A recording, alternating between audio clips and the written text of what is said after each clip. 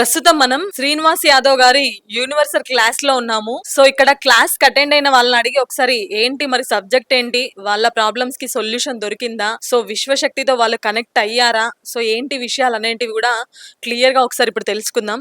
Sir నమస్తే sir, మీ పేరు sir? నా పేరు కుమ్రెల్లి యాదవ్, మాది గంగిపల్లి గ్రామం, మానకొండూరు మండలం. సార్ మానకొండూరు నుంచి వచ్చారు మీరు. సో సబ్జెక్ట్ మీకు ఏం అర్థమైంది సార్?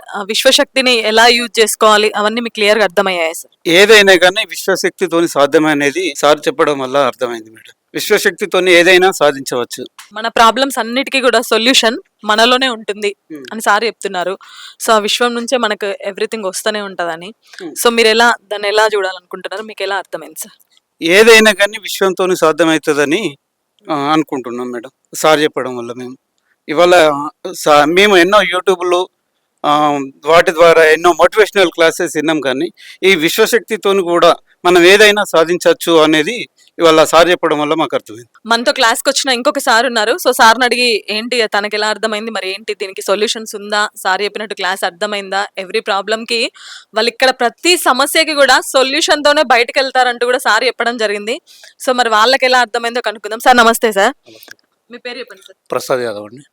సార్ చెప్పండి సార్, మీకు ఏం అర్థమైంది క్లాసు? మీకు ఒక కనెక్టివిటీ వచ్చిందా విశ్వంతోని, మీకు ఎలా అనిపిస్తుంది సార్? డెఫినెట్గా అండి, ఇది యూనివర్సల్ లా అనేది, యూనివర్సల్ పవర్ అనేది ఇది కొత్త సబ్జెక్టు. ఇప్పటిదాకా మనము మోటివేషన్ స్పీచ్లు, మెడిటేషన్ అవన్నీ మనకి ఏదైనా ప్రాబ్లం వస్తే అలాంటివి చూడడమే తప్ప ఇటువంటివి చూడడం ప్రథమం. మనలో మనమే మన ప్రాబ్లంకు మనమే సాల్వ్ చేయడానికి ఉంటుంది కాబట్టి దాన్ని మనం వదిలి వేరే దారులు వెతుకుతున్నాము. ఈరోజు ఈ క్లాస్ వినడం వల్ల మనలో పవర్, మన పవర్ని మనం ఫస్ట్ తెలుసుకుంటలేము.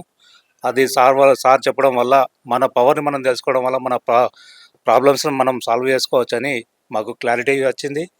ఇదే కూడా అది చెప్పిన తర్వాత కూడా రియలైజ్ అయినాము, కరెక్టే కదా, మన ప్రాబ్లం మనకు తెలుసు, దానికోసం దారులు మనం పక్క దారులు వెతుకుతున్నాము, అసలు దారిని మర్చిపోయి ఉన్నామని చెప్పేసి క్లియర్గా అర్థమైంది మేడం. ఇప్పుడు సార్ చెప్పే దాంట్లో వేరే వాళ్ళు చెప్పేది ఏంటంటే అందరికి ఉపయోగపడేది చెప్తారు సార్, సమాజానికి ఉపయోగపడేది, ప్రతి ఒక్కరికి ఉపయోగపడదు వస్తుంది. బట్ మనం అందరితో పాటు ఉండం, మన పర్సనల్ ప్రాబ్లమ్స్ అనేటివి ఏముంటాయో మనకే కంప్లీట్గా తెలుస్తుంది. సో అలా మనకంటూ సపరేట్గా ఎవరిది వాళ్ళకే, మీకే మీరే డిసైడ్ చేసుకోవచ్చు అని సార్ చెప్తున్నాడు. సో దీన్ని ఎలా చూడొచ్చు అంటారు మీరు? ఎలా అది అర్థమైందంటారు? అర్థమైందండి, డెఫినెట్గా. ఇప్పుడు సార్ చెప్పినట్టు ఎవరి పేజీలు వాళ్ళకు ఉంటాయి, ఎవరి ప్రాబ్లమ్స్ వాళ్ళకు ఉంటాయి. కాబట్టి ఇప్పుడు ఎక్కడికి ఎవరి దగ్గరికి పోయినా కూడా వాళ్ళు చెప్పేది ఏంటంటే ఆల్ ఇన్ వన్ సబ్జెక్ట్ లాగా చెప్తారు. ఆల్ ఇన్ వన్ సబ్జెక్ట్ లాగా చెప్తారు. ఒక జ్యోతిష్యం దగ్గరకు పోతే ఒకరికి కుదరచ్చు, ఒకరికి కుదరకపోవచ్చు. కాకపోతే ఇది ఏంటంటే ఇది ఒక దేవుని నమ్మద్దని కాదు, వేదాలను నమ్మద్దని కాదు, ఇది ఒక మనము యూనివర్సల్ పవర్ అనేది, దాన్ని మనము ఇంతవరకు తెలియదు యూనివర్సల్ గురించి. అందరూ బాబాలు అవి ఇవి అనేది ఉంటాయి. కాబట్టి యూనివర్సల్నే ఆ ఎనర్జీ ఉన్నది, ఆ ఎనర్జీ తోటి మనలో ఉన్నది కాబట్టి దాన్ని అవుట్పుట్ మనం చేసుకొని మన ప్రాబ్లమ్స్కి మనం చేసుకోవాలనేది క్లారిటీగా ఉన్నది. సో మనతో ఇంకొకరు ఉన్నారు. సో ఇప్పుడు సార్ని కూడా అడిగి తెలుసుకుందాం. సార్ నమస్తే, మీ పేరు చెప్పండి సార్? నా పేరు ప్రణయ్ కుమార్ సార్. ఇప్పుడు క్లాస్కి వచ్చారు కదా, ఎట్లా అనిపిస్తుంది సార్ మీకు? యూనివర్సల్ కనెక్ట్ అయ్యాను అనిపిస్తుందా? మీకు ఏం అర్థమైంది సార్? క్లాస్ క్లియర్గా అర్థమైందా? యూనివర్సల్ ఇది వచ్చిన ప్రోగ్రామ్ ఏంటంటే ఇది కనెక్టివిటీ ఎలా ఉంటుందని కొత్తదనం కోసం మేము వచ్చాము. అంటే దీని గురించి మేము సోషల్ మీడియాలో కూడా చూసాము. అయితే దీంట్లో ఏంటంటే మెయిన్గా మేము అర్థం చేసుకుంది ఏంటంటే మూఢనమ్మకాలకు అతీతంగా. ఇప్పుడు కొంతమంది చెప్పిన పూజారులకు ఏ కర్మ అనేది ఏంటంటే మన పని మనం చేసుకుంటూ పోతే మనకు ఒక ఫలితం వస్తుంది అనేది దీని ద్వారా తెలుసుకుంటూ పోయాను. వేరే వాళ్ళను అంటే కొంచెం గుడ్డిదనం అంటే నమ్మకుండా. ఎలా అనిపిస్తుంది సార్? మన వర్క్ మనం చేసుకుంటూ వెళ్ళాలి, ఎవరిని కూడా క్వశ్చన్స్ మనం సజెషన్స్ కూడా అడగాలి, బట్ ఫైనల్ డెసిషన్ మనమే తీసుకోవాలి అని సార్ చెప్పడం జరిగింది కదా. సో అది ఎట్లా ఉంది? మనం కోరుకునే కోరిక కూడా బలంగా ఉండాలి, అది నెరవేరే తట్టు ఉంటే దానికి ఒక సొల్యూషన్ అనేది మన దగ్గరనే ఉంటుంది, ప్రశ్న కూడా మన దగ్గరనే ఉంటుంది. అంటే ఎదుటి వాళ్ళ మీద కాకుండా, ఇప్పుడు ఒక చిన్న కష్టం వస్తే ఎదుటి వాళ్ళ మీద ఆధారపడకుండా మన లోపలనే ఒక 7 టైప్స్ అనేవి ఉంటాయి అన్నట్టు. గురువు, బాధ్యత, తల్లిదండ్రులు, భార్య, అలా. ఇప్పుడు దీంట్లో ఒక కొత్తదనం ఏంటంటే భార్యను కూడా చిన్న చూపు చూడొద్దు అనేది మేము నేర్చుకున్నాం. సో మనతో ఇంకో సార్ ఉన్నారు. సో తను కూడా యూనివర్సల్ మీటింగ్కి వచ్చారు. సో సార్ ఎలా ఫీల్ అవుతున్నారు, మరి సార్కి ఏంటి కనెక్ట్ అయ్యారా లేదా, ఎలా అర్థం అవుతుందని ఒకసారి క్లియర్గా తెలుసుకుందాం. సార్ నమస్తే. నమస్కారం అండి. మీ పేరు చెప్పండి సార్? నా పేరు శ్రీనివాస్ అండి. సో శ్రీనివాస్ గారు చెప్పండి, ఎలా మీకు అర్థమైంది యూనివర్సల్ కనెక్ట్? అసలు ఏంటి బేసిక్ నీడ్స్ ఏంటి? దీనికి ఎలా అర్థం చేసుకున్నారు మీరు? యాక్చువల్‌గా మనం ఇప్పుడు ఏ స్టేజ్‌లో ఉన్నాం మనం. ఒక స్టూడెంట్ స్టేజ్‌లో ఉన్నా, లేదంటే ఒక ఫార్మర్ స్టేజ్‌లో ఉన్నా, ఒక బిజినెస్ మ్యాన్‌గా ఉన్నా గానీ, ఒక పొలిటీషియన్‌గా మారాలని లైఫ్‌లో మనం చాలా క్యారెక్టర్‌ని పోషిస్తాం. ఒక విద్యార్థి దశ నుంచి మన జీవితం స్టార్ట్ అయితే, విద్యార్థి నుంచి ఒక భర్తగా, ఒక తండ్రిగా, ఒక బిజినెస్ మ్యాన్, ఒక పొలిటీషియన్‌గా జీవితంలో చాలా స్టేజ్‌ని దాటుకుంటూ వెళ్తాం. అట్లా ఆ స్టేజ్ వెళ్ళినప్పుడు మన బాధ్యతలు, రెస్పాన్సిబిలిటీ ఏందో మనకు తెలిసి ఉండాలి. ఆ రెస్పాన్సిబిలిటీస్ తెలుసుకోకుండా మనం ఏం చేసినా, ఏది ప్రయత్నించినా మన గెలుపు గానీ, మన సక్సెస్ గానీ ఉండదు. ఈరోజు వచ్చిన తర్వాత తెలుసుకున్నది ఏందంటే, మన రెస్పాన్సిబిలిటీసే మనకి సక్సెస్‌ని గానీ, మనకి మోటివేషన్ గానీ, మనం ఏం సాధించాలి, మనం ఏ దారిలో ప్రయాణించాలనే దానికి మూలం మన రెస్పాన్సిబిలిటీస్ మనం గుర్తించాలి. ఆ రెస్పాన్సిబిలిటీని గుర్తించాలి అనేది ఈరోజు తెలుసుకున్నాం ఈ మీటింగ్ వల్ల.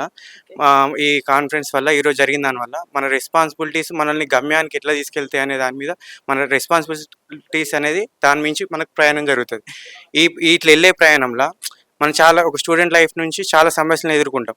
ఎగ్జామ్స్ దగ్గర నుంచి కానీ, జాబ్ కోసం కానీ, మ్యారేజ్ లైఫ్లో కానీ, ఒక బిజినెస్ చేసే వ్యాపారంలో కానీ ఇట్లా సమస్యలు ఎదురైనప్పుడు ఏంటంటే, మనకు ఊహాశక్తి అయితే ఎప్పుడైతే ఉండదో మనకి అప్పుడు అది లేనప్పుడు మనం సొంతంగా చిన్నపిల్లలప్పుడు మనకి ఏం కావాలంటే అది చేస్తాం. మనకప్పుడు ఇది లేదు, ఇది ఉంది అనే బాధ, కోపాలు ఏమి ఉండవు. మన ఊహాశక్తి అయితే ఎప్పుడైతే వచ్చిందో, జీవితంలో కొన్ని ప్రాబ్లమ్స్ ఎదురైనప్పుడు మన స్వతహాగా ఆలోచించే జ్ఞానం కోల్పోయి ఆ బాధలకు బందీలకై ఆ ఆలోచన జ్ఞానం కోల్పోయి అసలు మన థాట్ ప్రాసెస్ అనేది పనిచేయట్లేదు. మన మైండ్ పనిచేయకపోయేసరికి మన మైండ్కి సొల్యూషన్ మన దగ్గర ఉన్నాయని మర్చిపోతున్నాం. బయట సమాజంలో ఎవరైనా గురువు కావన్నా, లేకపోతే ఏదన్నా పూజ చేయాలా, లేకపోతే ఎవరినన్నా సంప్రదించాలా, ఎవరి దగ్గరికి వెళ్తే సమస్యకు పరిష్కారం దొరుకుతుంది అందరినీ వెతుకుతున్నాం.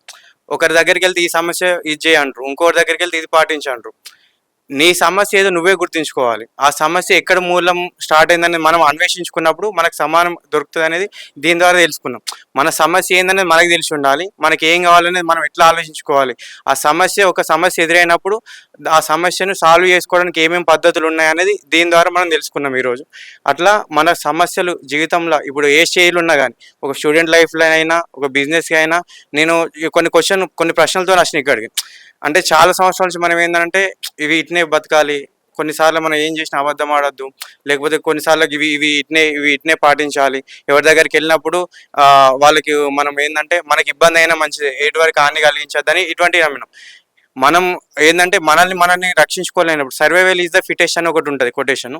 అట్లా ఫస్ట్ మన కోసం, మనల్ని రక్షించుకోవడం కోసం, దాని తర్వాత మన కుటుంబం కోసం, ఇట్లా ఏ ప్రియారిటీస్ని మనం ముందు ఒక ఆర్డర్ వైజ్లో మనం ఎంచుకోవాలి అనేది ఇక్కడ తెలుసుకున్నాం. దీన్ని మన జీవితంలో అప్లికేబుల్ చేస్తే మనకున్న ప్రెజర్, టెన్షన్స్ తగ్గి మనం అనుకున్న దానికి మైండ్ ఎట్లా పెట్టాలో ఫస్ట్ ఒకటి తెలుస్తుంది మనకి. ఆ ఫోకస్ పెట్టిన తర్వాత అందులో ఎదురయ్యే సమస్యల్ని ఈ విశ్వధర్మ శాస్త్రం అనే సిద్ధాంతంలో కొన్ని మనకు అందించిన ప్రిన్సిపల్ వల్ల దాన్ని ఎక్కడ ఉపయోగించుకొని మన జీవితానికి అన్వయించుకోవడం వల్ల బయట ప్రతిసారి సమాజం దిక్కో ఎవరి కోసమో సలహాల కోసం కాకుండా కొన్ని పరిస్థితులు ఎదురైనప్పుడు మనం వాటి సొల్యూషన్ మనం ఎట్లా తయారు చేసుకోవాలనే దాన్ని ఇది చక్కగా అందించడం జరిగింది. దీనికి చాలా కృతజ్ఞతలు తెలియజేస్తున్నాను.